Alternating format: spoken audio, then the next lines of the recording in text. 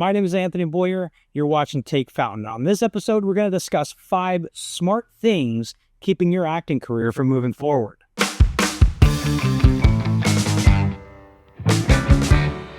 lot of times through the course of my career, I've seen actors cling on to well-meaning advice and treat it as gospel. But the important thing to remember is what might be right for one career might not be right for yours. And so I want to share 5 commonly repeated tips that I hear all the time that sound smart, that sound really good, but they might be doing more harm than good. The number one piece of well-meaning advice that I hear people give actors that isn't always the case is don't have a backup plan or a side hustle. Many actors hear that they have to commit 110% to acting. They have to push all of their chips into the middle of the table with no plan B, no day job, no backup. And the idea is that they'll work twice as hard if they don't have anything else. But in reality, this leads to a lot of stress and it leads to burnout. And in fact, having a day job decreases the financial burdens of running a business like acting, while also lessening the emotional strain of show business. Rejection, competition can easily sink any artist into despair, and a backup plan actually gives you the confidence to take smart risks.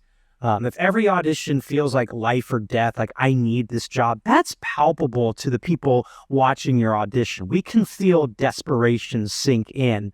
And you, on top of that, you may freeze, you may panic. If all you can do is obsess about this one audition, this one job, about making this work, you're just not in a great place emotionally or intellectually. You're still working towards goals with a day job. But you're not forcing yourself into a corner. You have to fund your business. And a lot of times that means, having another job or having another secondary source of income. Even veteran actors often combine careers or take other creative work to stay sane and fed. Multiple interests and career paths is not a sign of failure or of giving up. It's literally just a sign of wisdom and perspective. The second piece of well-meaning advice that people give actors that I think is not always a great idea is to only aim for big roles and to skip the smaller parts. Now, a lot of times this will happen a little bit later in someone's career. There used to be a paradigm where really if you kind of reached a certain level, if you made the jump to guest star, it made sense to only audition for guest star in larger roles moving forward. And I think to some degree that can still be true. However, the idea that there's this finite line that you cross and you cannot go back, I think is A, outdated, and B, probably was never that strong to begin with. Strict rules can backfire, right? I believe that both financially and artistically, one guest star can be better than 10 co-stars, but there's a story that Backstage ran a couple of years ago about a young actor whose agent decided he should only seek guest star roles once he had some momentum. A few weeks later, an unusual opportunity popped up, a substantial co-star character that was nothing like his usual type. It was a chance to break out, to do something different. They decided to break the rule. They let him audition, and that performance showed range that he really didn't have on his reel to that point. So rules can be important. I think it's important to understand, when you've sort of leveled up, but also you have to be flexible. You have to be smart. I think the best rule to consider is flexibility. You're an artist. Everything needs to be taking you towards your ultimate North Star, but that can be sort of a jig-jog path, right? I'm a big hiker, and the easiest way to get up a mountain is actually through switchbacks. So if you have to go, a little bit this way, a little bit that way to kind of get to the top of the mountain, do that. It keeps you working. It helps you build relationships. Work begets work. I say it all the time. I really do believe it. Don't write off every co-star. Don't write off every short gig. You're not better than, you're not above. Sometimes playing a different character or getting into a different room or, making new creative contacts can be a much bigger step forward than having a specific billing. Another piece of well-meaning advice that I hear people give actors is to always play it safe and never take risks. Now, no one ever quite says it like this, but basically actors are often told to play it safe in auditions. Stick to conventional choices, don't rock the boat, don't do anything crazy. The idea is that safe, predictable choices won't upset casting and they'll show that you've got control. But acting is art, right? And playing it safe all the time can make your performance blend in rather than stand out. Many of my favorite tapes from actors are not things I watch and I go, oh yeah, he fits in this show. It's more just like, oh, he's interesting. I want to keep watching this. I want to see more of this. And people can direct you if they know that you're willing to go there and that you're willing to take chances. Paul Berry, the acting coach, always said, when it comes down to it, there are no rules, only suggestions. And I think that that's so spot on. If you feel like taking a risk, take a risk, right? It's your life, it's your career, it's your product.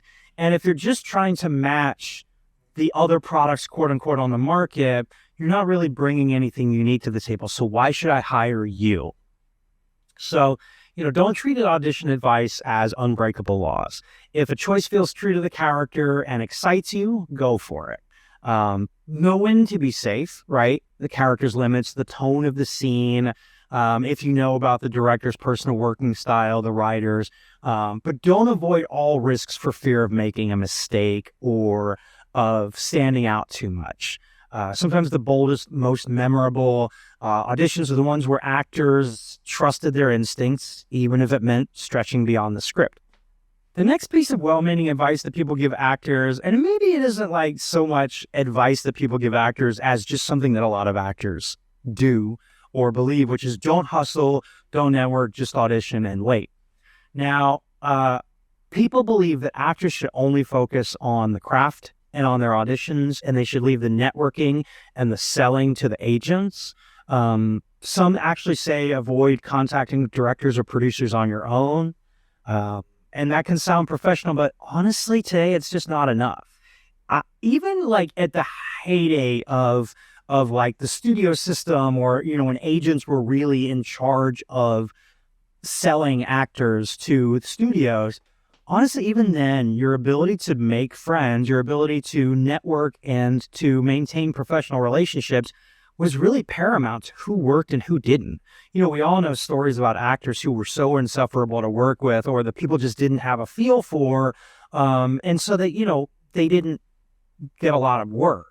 If I came to you and I said, hey, listen, I'm doing a production of Glengarry Glen Ross, who do you think I should cast in it? Your first thought is going to be like, hey, let's spend a bunch of money to hold an audition and see a bunch of people we don't know. Your first thought is going to be like, oh, my friend Steve would actually be really great. That's the thing, is like, you want to be that friend Steve. You want to be that person. And the only way to do that is to have personal relationships with your colleagues and your peers. There are many big roles that are cast before they even hit casting offices. By the time breakdown hits my desk, many times, roles upon roles, most of the leads are already cast, and they're cast by people either that the team are fans of, or they are cast by people that are friends with. And I don't mean friends in a bad way. I mean legitimately, like, you want to work with the people you like. And so it only makes sense, if I know I'm going to spend 12 hours a day on a set with you, I want to get along with you. So there are hidden opportunities outside of the normal audition tracks. Actors need to be proactive. You need to be brave. You need to pick up the phone, send the email, send the DM to pitch yourself sometimes. Success in this industry, or in any industry, really does go to the brave. The bravery to send that email, the bravery to send that DM.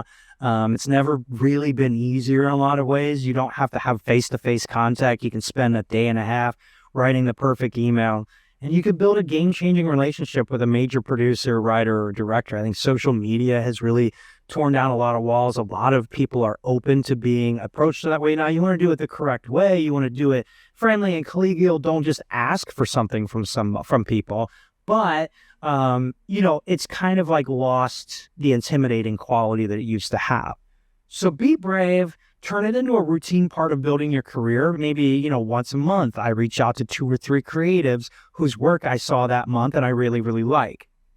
Now, you're probably not going to get a direct communication with Quentin Tarantino, but maybe that director of the, Holly Shorts film that you saw, maybe you'll reach out to them and start up a conversation and say, oh, I really enjoyed your project. Tell me more about you, or can we get coffee or whatever. You don't have to say, like, I'd like to be in your next film. That's understood, right? So just something like using tools like networking, like social media, even a well-placed friendly call or email to producers you've worked with. We're like, hey, just thinking about you. Hope you're well. I was just thinking about that time on set when this happened or that scene. Man, that was a lot of fun. I'd love to do another one together. Treat your career like a business, right? If you're a plumber and business is slow, you're going to call, former people who have hired you or, look for referrals or that kind of thing. So seize every chance to market yourself because casting isn't limited to the audition room. The number 5 piece of advice that I think well-meaning people give to actors that I don't think is always great advice is to blindly trust conventional rules and advice. Now, what I mean by this, I think this is especially prevalent now, and I recognize the irony of running a YouTube channel and saying what I'm about to say, but during pandemic, I saw a lot of, during pandemic and the strikes, I saw a lot of people shift away from casting or agenting or managing and pivot hard into social media, into teaching actors like, this is how it's done, right? This is how I, as a casting associate, would run a session, or this is what I would look for. And these are all really great and valuable advice. Like someone moving to Los Angeles 15 years ago didn't get this type of advice unless they maybe paid for a workshop or something. And so take advantage of that, but understand it's just one piece of the puzzle. It's just one casting associate. It's just one casting director. It's just one agent. It's just one manager. And understand that, like, even if it's common wisdom, even if you're hearing it from everyone, rules are often based on fear or on outdated ideas. Everything is changing all the time, right? You should question rules, not just blindly worship them. Before you trust any guideline, think about, does this make sense to me, right? Does this fit how I want to approach the business? And if it hits a red flag, discard it. So if someone says never do X, doesn't mean it's true for you. I have one actor in particular I think about, and the thing that always strikes me, I mean, his work is impeccable. He's a fantastic actor. But the thing that always strikes me in watching his tapes is like, he uses his frame so well. He moves around. He approaches the camera. He backs away. He uses the space so effectively. That's not going to work for everyone, right? If I started walking around in this frame right now, I don't know how comfortable that would be. Would you like this? I think this puts me up. And so for me, it's a red flag. And so for you, it may or may not work. For him, it's so organic and it works so well. So you might hear things like, don't ever deviate from the script, never cry on camera, never mention personal stories, don't use props. And those can be useful starting points, but the fact is they shouldn't stop you if it feels right. If you're in the moment and you're like, oh, actually, I've got this prop I think would really benefit the scene. So sometimes the smartest choice is to ignore a rule entirely. Steven Spielberg once told Shia LaBeouf, sometimes you make art and sometimes you sell cars, meaning not every move has to be purely artistic.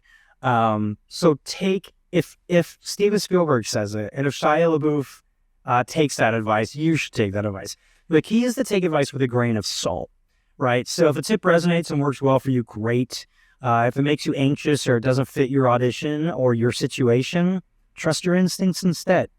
You really have to rely on yourself and the training you've put in and the work you've done to know whether something feels right to you in the moment.